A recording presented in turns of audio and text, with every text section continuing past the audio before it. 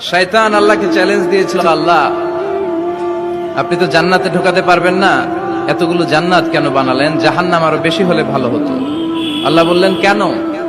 শয়তান বলে, আল্লাহ এই সবগুলারে আমি ওয়াসওয়াসা দিয়ে মুনাফিক বানিয়ে নাস্তিক বানিয়ে জাহান্নামে ঢুকাবো। আমি চ্যালেঞ্জ দিলাম, ডান দিক থেকে ধোকা দেব, বা থেকে, সামনে থেকে, পেছন থেকে, নিচ থেকে, রগের শিরা উপশিরায় ঢুকে, মাজরাত দাম যেখান দিয়ে রক্ত চলাচল করে ওখানে ঢুকেও আমি ধোকা দেব।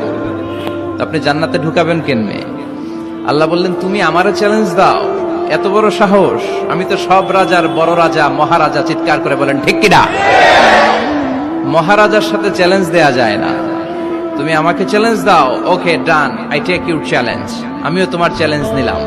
তুমি আজীবন ধোকা দিবা, আজীবন তুমি গুমরা করবা, বেনামাজি বানাবা, জালিম বানাবা।